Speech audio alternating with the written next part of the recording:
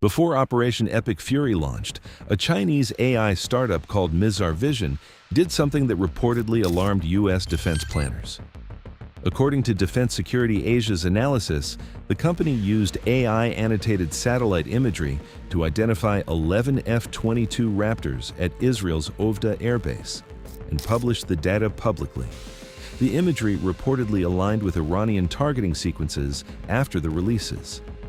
Iran, in theory, knew the F-22s were there. It didn't help them.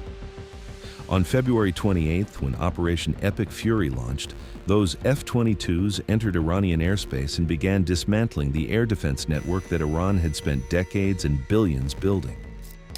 According to CENTCOM Citadel's reporting, between March 1st and March 9th alone, F-22s flew more than 200 combat sorties, remaining undetected by Iranian radar networks throughout.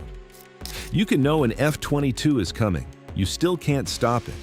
By March 30th, according to IDF reporting, approximately 80% of Iran's air defense systems had been addressed. And the most direct proof that those defenses are gone? B-52 Stratofortress bombers, slow, non-stealth 70-year-old aircraft, are now flying overland missions over Iran. That doesn't happen while surface-to-air missiles are still functional. The F-22 made that environment possible. Both the F-22 and F-35 are fifth-generation stealth fighters, and both are flying in Iran.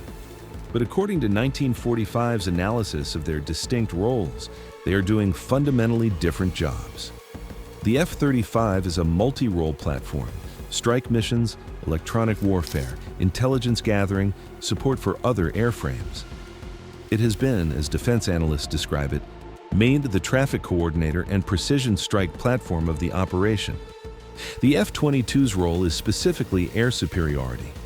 It can fly at supersonic speeds without using afterburners, a capability called supercruise, which means it doesn't produce the heat signature that afterburners generate and that older Iranian radar systems could potentially detect.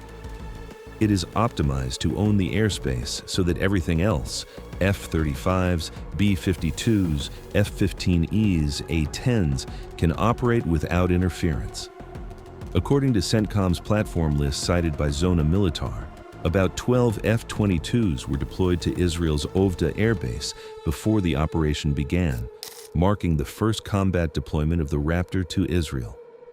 Their opening mission on March 1st, suppressing S-300 and Bavar 373 surface-to-air missile batteries to clear corridors for the follow-on strike packages. But while other aircraft carried bombs to those batteries, the F-22s made sure nothing in the air could interfere. The F-22 carries its weapons internally, and that distinction matters more than it might seem. According to CENTCOM Citadel's analysis, Raptors employed GBU-39/B small-diameter bombs and GBU-32 joint direct attack munitions from internal bays, preserving stealth while striking multiple hardened targets with precision guidance. The moment an aircraft hangs external weapons under its wings, those stores produce radar returns.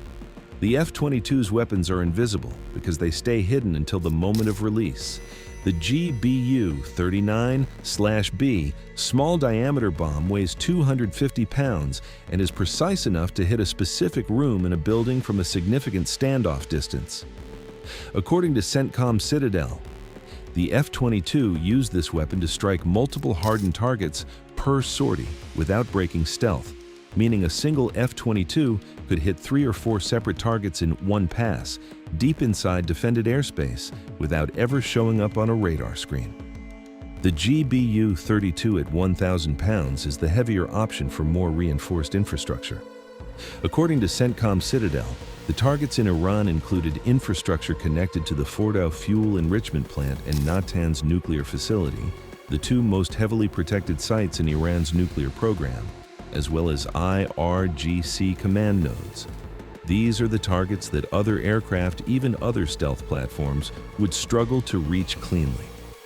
The F-22 went there on day one. Here is what the data relay capability means in practice. An F-22, flying at 40,000 feet over the strait, invisible to whatever remains of Iran's radar network, collects targeting data through its advanced sensors. the AN/APG-77 active electronically scanned array radar, infrared search and track systems, and the intra-flight data link that shares information with other F-22s and, critically, with other platforms. That data can be transmitted to an F-16 flying well outside the threat zone, which then fires a standoff weapon at the target the F-22 just identified. The F-22 never fired. The F-22 never had to. According to 1945's analysis, this layered approach compresses enemy reaction times and significantly complicates traditional air defense tactics. Iran's remaining radar operators do not know where the F-22 is. They cannot warn surface-to-air missile batteries that data is being collected on their position. By the time a follow-on strike arrives, the radar has already been located, classified, and targeted by an aircraft the operator never saw. Iran had a preview of what was coming and reportedly didn't act on it. In 2013, an Iranian Su-25 attack jet attempted to intercept a US MQ-1 Predator drone in international airspace. The US responded by assigning F-22s as drone escorts.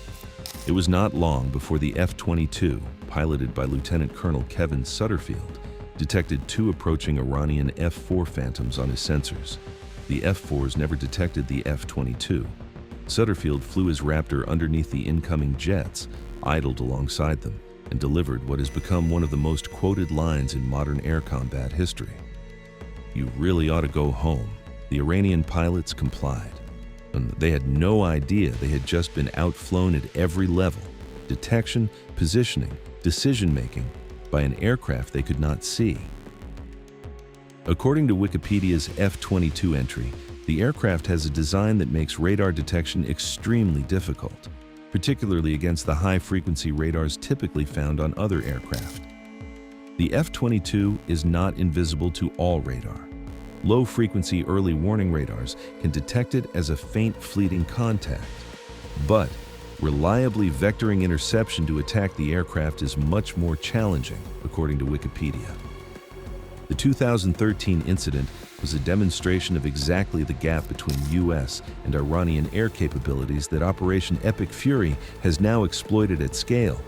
Iran's Air Force, F-4 Phantoms, Su-25s, aging Tomcats, was never in the same generation as the F-22. In 2026, according to multiple defense analysts, Iran's Air Force has been effectively neutralized on the ground.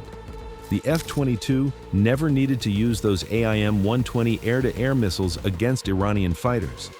There were no Iranian fighters left to shoot at. With 80% of Iran's air defenses reportedly addressed and the B-52 now flying overland, the F-22's primary CD mission is largely complete. According to CENTCOM Citadel's analysis, F-22s have shifted into a support and ISR role, collecting intelligence, identifying remaining targets, and feeding that data to older non-stealth platforms that now operate freely in airspace the Raptor cleared. The F-22 is still flying. It just has a different job now. If U.S. ground forces move against Karg Island or Keshem, the F-22 shifts to close air support preparation, preceding any amphibious or airborne insertion by addressing remaining military infrastructure, missile launch sites along the Hormuz coast, and any Iranian radar systems that have been reconstituted. According to CENTCOM Citadel, any U.S. campaign in the region would begin with a shaping phase, cyber and electronic warfare efforts to disrupt sensors, followed by precision strikes to degrade air defenses. That is exactly what the F-22 does. There is also a threat that the F-22 addresses that no other platform handles as effectively: Iranian shoulder-fired man-pad systems, man-portable air defense missiles, which are the weapons most likely to threaten low-flying aircraft over a contested island. An IRGC soldier with a man-pad on a Karg Island rooftop is not a threat to an F-22 operating at altitude. The F-22 can identify the position, release a small diameter bomb, and be back at cruise altitude before the man-pad operator can acquire a target lock. That precision over contested terrain is specifically what makes the Raptor relevant to the next phase of the campaign. Operation Epic Fury was, among other things, the first real-world full-scale test of the F-22 Raptor against a sophisticated integrated air defense system. According to CENTCOM Citadel, U.S. officials say the results reinforce the aircraft's value as a penetrating strike fighter capable of establishing air dominance early in major conflicts. More than 200 confirmed sorties, 0 confirmed shoot-downs, no engagement with Iranian aircraft. The air defense network that Iran built at enormous expense over decades was reportedly addressed in approximately 72 hours. According to 1945 and the War Zone's reporting, Lockheed Martin is now developing what it calls Raptor 2.0, an upgrade package that includes new underwing fuel tanks, an upgraded AN/APG-77 radar, a new infrared defensive system integrated into the airframe itself, and enhanced electronic warfare capabilities. This upgrade program was in development during Operation Epic Fury and is now benefiting directly from the combat data the Raptor generated over Iran. Every sortie over Iranian airspace fed back information that will be incorporated into the next generation of F-22 capability. According to Defense Security Asia's analysis, Operation Epic Fury also set a precedent that future adversaries, including China and Russia, are studying closely. The MISR satellite exposure showed that stealth aircraft can be located on the ground before operations begin. But once airborne and in their operating environment, the F-22's combination of supercruise, internal weapons carriage, and sensor fusion reportedly made it effectively impossible for Iran to track or intercept. The aircraft that had its position published by a Chinese AI startup before the war began conducted 200-plus sorties without a single confirmed engagement. That is the gap that matters. Let me know what you think in the comments. See you on the next one. This video is based on publicly available reports, official statements, and defense analysis. Some details may be subject to change as the situation continues to develop.